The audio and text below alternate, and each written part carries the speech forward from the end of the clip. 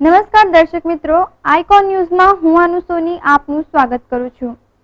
સૌપ્રથમ નજર કરીશું આજના મુખ્ય સમાચાર પર। નાના બજાર નાગેશ્વરી માતાના મંદિર આગળથી પકડાયો સાપ। ગુજરાતી ફિલ્મ ઓઢણી માટે યોજવામાં આવી પ્રેસ કોન્ફરન્સ। આણંદ ડિવિઝનના 6 પોલીસ સ્ટેશનો દ્વારા કરવામાં આવ્યો ઇંગ્લિશ દારૂનો નાશ। હવે સમાચાર વિગતવાર। બંધારણની એક કલમ મુજબ પૃથ્વી પર વસતા દરેક જીવને મનુષ્યોના મિત્રો ગણવામાં આવે છે, ત્યારે નાના બજાર પંચાયત રોડ નાગેશ્વરી માતાના મંદિર આગળ એક સાપ મળી આવતા તેને જનતા દ્વારા કોઈ હાનિ ન પહોંચે તે હેતુથી રે ઓફ લાઇટ ફાઉન્ડેશન દ્વારા રેસ્ક્યુ ઓપરેશન કરવામાં આવ્યું હતું।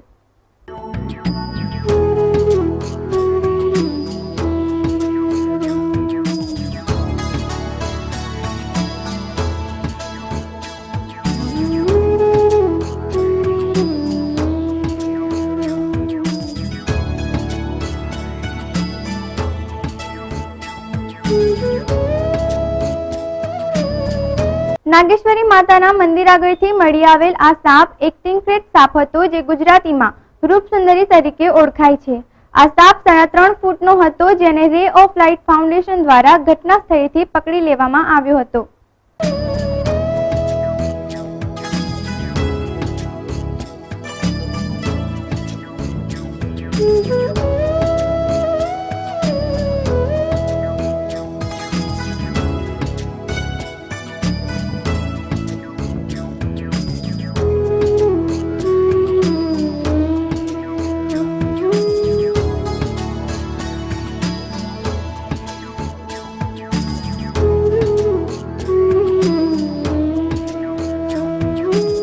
Bureau report, icon news, Vidyanagar.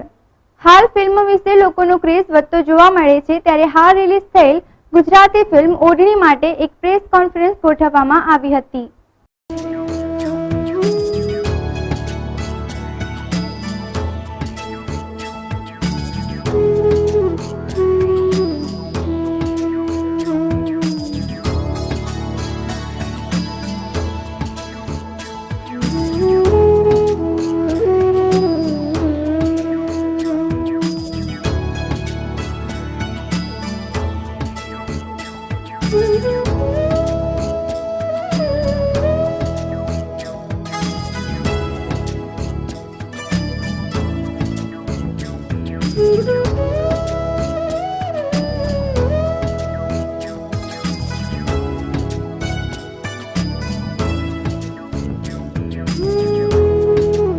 આ ફિલ્મના ડાયરેક્ટર વસંતભાઈ નારકર છે, તેમજ નિર્માતા કીર્તન ઠક્કર છે।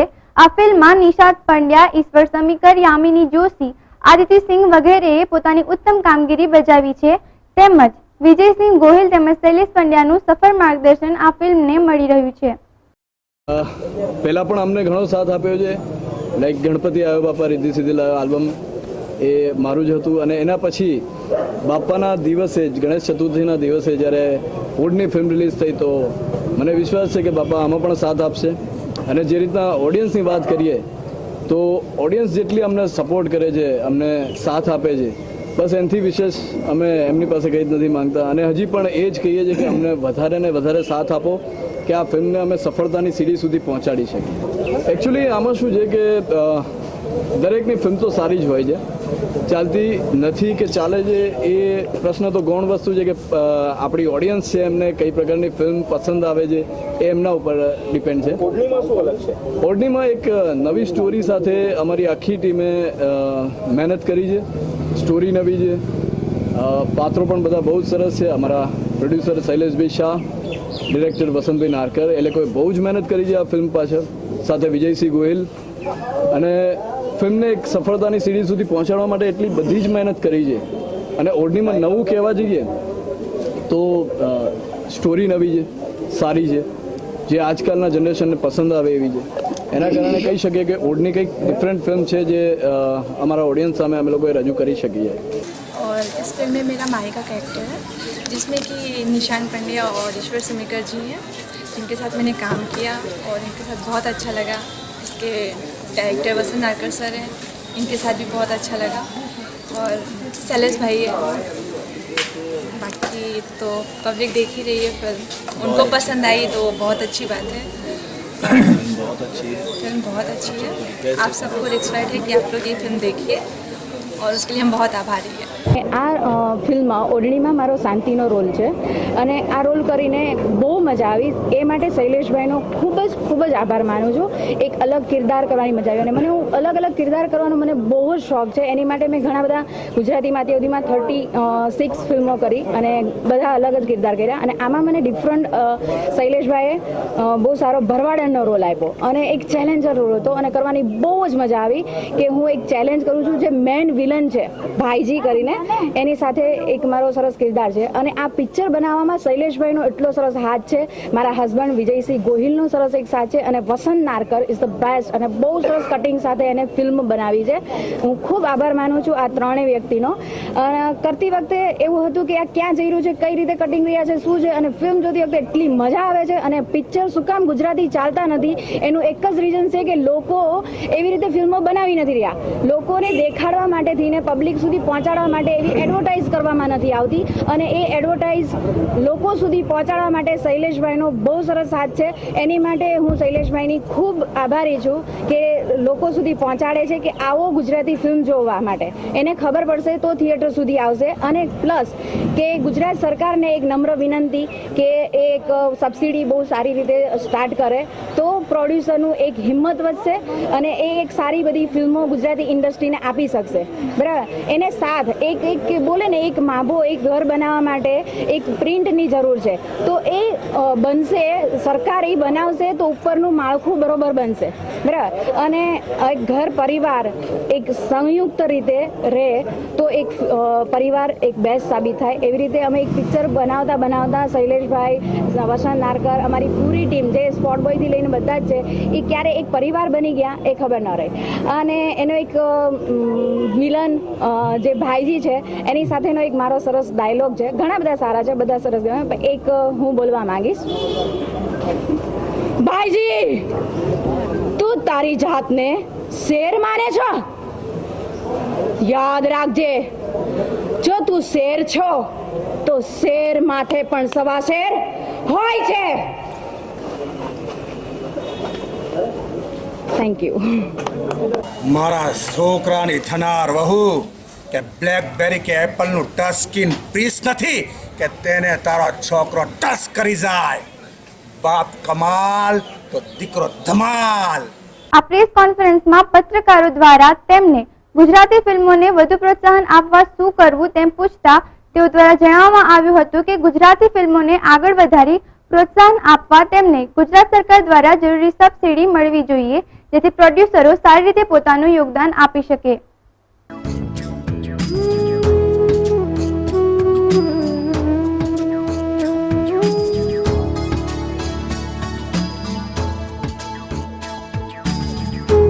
Bureau report, icon news, Anand. હાલ વ્યસન મુક્તિ તરફ લોકોનો ઝુકાવ વધી રહ્યો છે અને લોકો વ્યસનને છોડવા માટે તેના ઉપાયો શોધી તેને અપનાવી રહ્યા છે. ત્યારે આણંદ ડિવિઝનના કુલ 6 પોલીસ સ્ટેશન દ્વારા 2012, 2013 અને 2014નો ઇંગ્લિશના દારૂનો મુદ્દામાલનો નાશ કરવામાં આવ્યો હતો.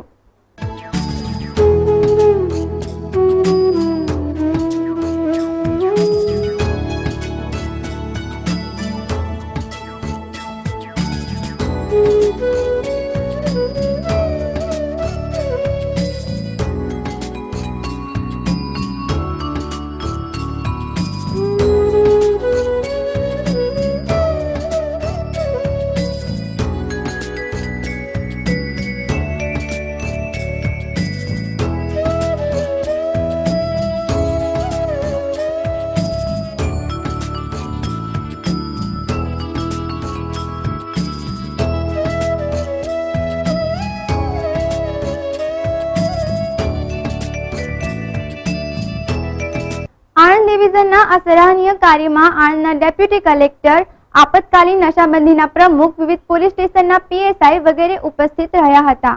આ સમગ્ર કાર્યમાં 42 લાખની કિંમત ધરાવતા સમગ્ર દારૂનો નાશ કરવામાં આવ્યો હતો. આ કાર્યમાં કોઈ અજાણ્યા લોકો આવીને દારૂની હેરફેર ન કરે એ બાબતનું ધ્યાન રાખવામાં આવ્યું હતું.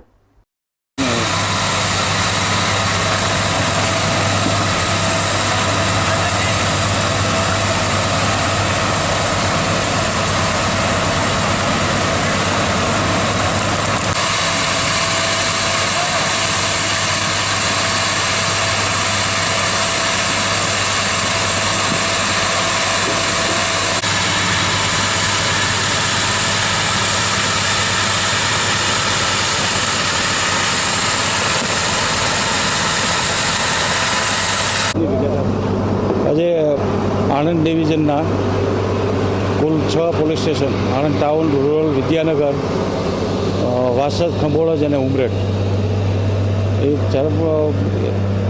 6 પોલીસ સ્ટેશનનો 2012, 13 અને 14નો ઇંગ્લિશ દારૂનો મુદ્દામાલ આણંદના ડેપ્યુટી કલેક્ટર શ્રી પટેલ સાહેબના અધ્યક્ષ સ્થળે તથા હું તથા નશાબંધી આબકારી જગતના અધ્યક્ષ અને જે તે પોલીસ સ્ટેશનના પીએસઆઈ હાજર રહી કુલે 42 લાખ જેટલા કિંમતનો મુદ્દામાલ સ્થળ પર નાશ કરેલ છે. પૂરતો બંદોબસ્ત રાખી એક બોટલની ચકાસણી કરેલ છે. પૂરતો બંદોબસ્તમાં ચારે બાજુથી કોઈ પણ અજાણ્યા માણસો કોઈ એક પણ દારૂની બોટલની હેરાફેરી ના કરે, તેમજ નાશ કરેલ મુદ્દામાલ સંપૂર્ણ ખાડા કરી નાશ કરવાનો, ખોખાઓને તથા કોથળીઓ બાળી સળગાવી નાશ કરેલ છે.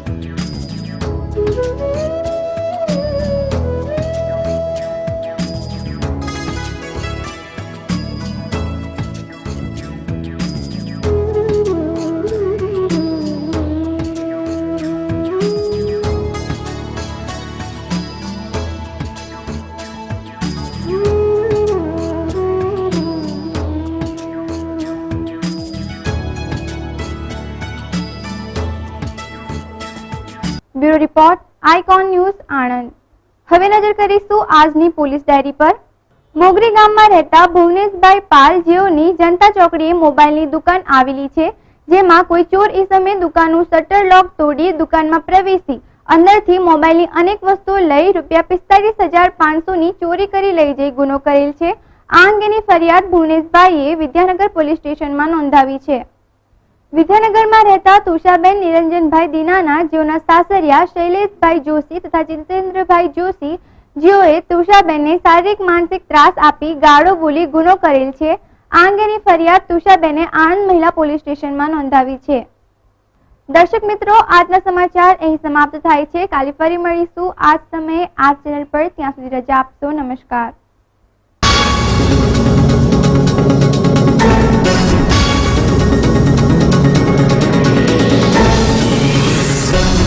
છે.